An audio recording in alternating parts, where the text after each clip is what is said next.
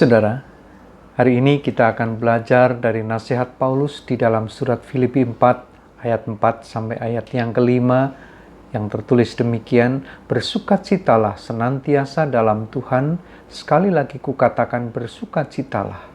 Hendaklah kebaikan hatimu diketahui semua orang, Tuhan sudah dekat. Saudara, mungkin kita pernah mendengar pernyataan, oh dia itu orang baik loh. Hanya omongan dan perilakunya saja yang kasar dan mungkin cara bicaranya yang kurang baik. Dan ya, kadang-kadang juga menyakiti orang lain. Tapi sebenarnya dia itu orang baik loh. Saudara, apakah kita pernah mendengar pernyataan semacam ini? Atau barangkali kita pernah mengatakannya pada seseorang pernyataan semacam ini? Benarkah pernyataan ini? Bagaimana kita harus menilai pernyataan ini? Dapatkah kita mengatakan seseorang itu baik, sementara perilakunya mungkin saja tidak baik? Atau setidaknya menyakiti orang lain? Apa itu sebenarnya kebaikan hati? Bagaimanakah ia harus dipahami dan dihidupi?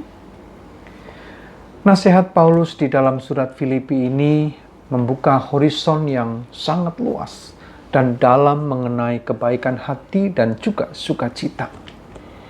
Dua nilai yang saling terkait di dalam nasihat ini dan juga merupakan satu kesatuan. Pertama, sukacita. Dua kali Paulus mengatakan bersukacitalah. Apa sebenarnya bersukacita itu? Dalam kaitan dengan nasihat ini, sukacita yang dimaksudkan Paulus bukanlah perasaan gembira yang bersifat subjektif saja, atau suasana hati, tetapi lebih dari itu. Sukacita dalam nasihat ini berarti atau lebih berarti suatu daya hidup atau energi dari dalam yang memancar keluar dan juga mempengaruhi perilaku seseorang. Sukacita bermakna suatu energi yang menggetarkan dari dalam diri seseorang dan memberikan efek getar atau membuat resonansi, membuat orang lain juga ikut bergetar, merasakan getaran yang sama, sehingga orang lain dapat merasakan sukacita kita. Dan hal ini dipertegas pada bagian selanjutnya dari nasihat ini, yaitu yang kedua, kebaikan hati diketahui semua orang. Demikian kata Paulus.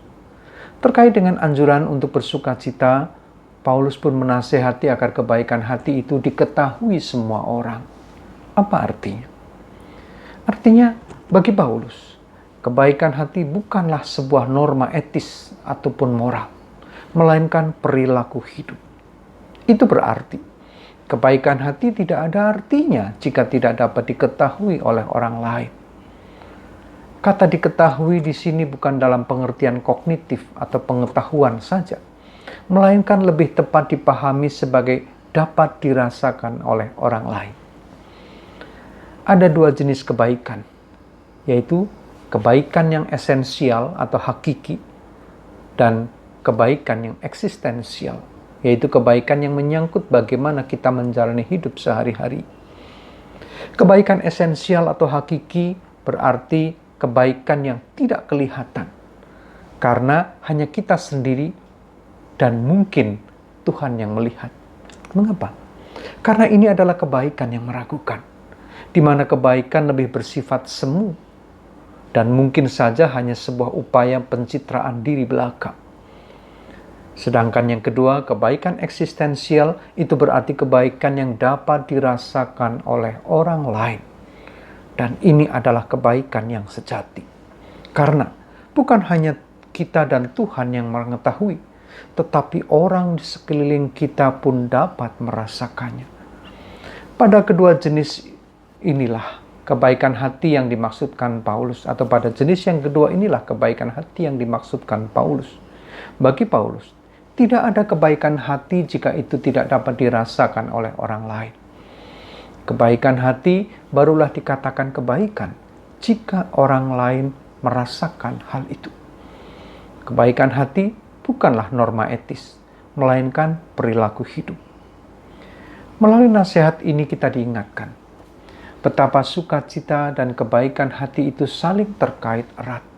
Dan ia adalah daya hidup dan energi yang menggetarkan kita dari dalam dan mempengaruhi perilaku kita. Getaran tersebut ikut menggetarkan orang di sekeliling kita atau beresonansi, sehingga orang lain pun dapat merasakan kebaikan hati kita dan bersukacita karena kita. Ketika kehadiran kita membawa sukacita dan bukan ketakutan bagi orang lain, saat itulah kebaikan hati kita diketahui orang lain. Selamat menghadirkan sukacita agar kebaikan hati kita diketahui semua orang.